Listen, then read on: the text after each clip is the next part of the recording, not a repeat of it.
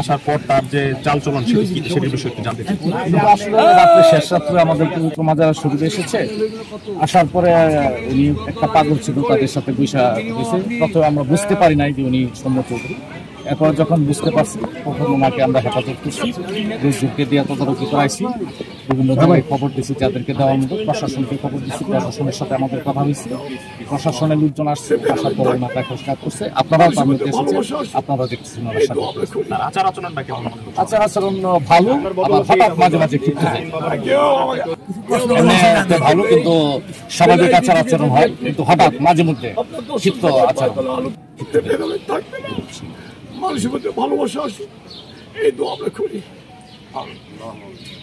আপনার বদলতে এটা হইলো আর কি, যে মিসকিন বাবা আমরা একটু ইন্টারভিউ নেব আপনার কাছে। এখন না পরে একটু এখন দিলে ভালো। ইয়া বাবা, আপনার জন্য এই বেলায়েতি যুগে যদি আপনি একটুখানি আপনার দর্শক সবাই পায়, তাহলে আলু মনে করছি আমি, ঠিক আছে, আমি মেনে নিলাম। কিন্তু বাংলাদেশ কিন্তু ভাইরাল হয়ে গেল কত, আজকে হয়ে গেছে যুগান্তর হারিয়ে যদি করে তো মিনিমাম আপনি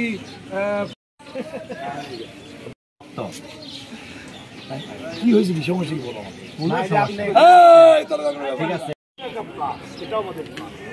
আমার তো মনে হয় যে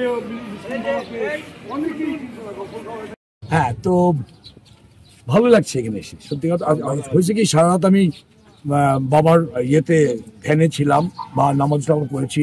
যা হয়, আমরা মুসলমানরা কোনো আউলিয়ার মাজারে বা দরগায় আসলে যে ভালোবাসাটুকু নিতে চাই সেটুকুই নিয়েছি। তারপরে ভোরবেলায় আমি হাঁটতে হাঁটতে একাই নদীতে গোসল করেছি। ওই আমার তো কিছুই আনিনি, আমি একটা দিন আসছি। তেমন তো আমার যখন বললাম দেখছি যে ভালো লাগতেছে, আমি থেকে গেছি। আমার সব সময় চলে গেছে, কিন্তু আমি একাই ওদের কাছে থেকে গেছি। তারপরে আমার গামছা দিয়েছি, আমি স্নান করে ওইটা পরে শুয়েছিলাম। কে যেন কে হইতে পারে, তো মানে আমার যা হয় ভাই, আজকাল তো সবার হাতে ক্যামেরা রয়েছে, সবাই ইয়ে করছে। পরে ওটা তুলে নিয়ে করার পরে যা হয়েছে, আমার বন্ধু বান্ধব, আমার শিল্পীয়া বন্ধু বান্ধব, আমার ফ্যামিলি সবাই এখনো জানেনি। তারপরে সবাই মিলে না আমাকে যে সমু নাই কি হয়ে গেল, আমাকে সবাই আসলে খুব ভালোবাসে। আপনারা জানেন যে আপনারা আমাকে কতটা ভালোবাসা দেন।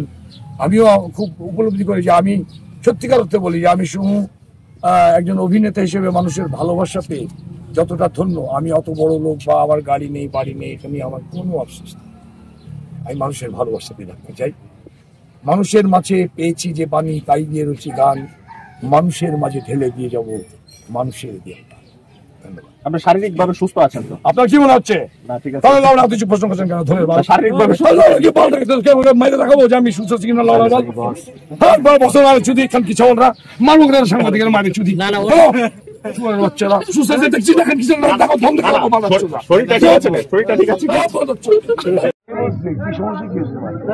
আমি একটা পেজে দেখলাম তো ভিডিও, আপনার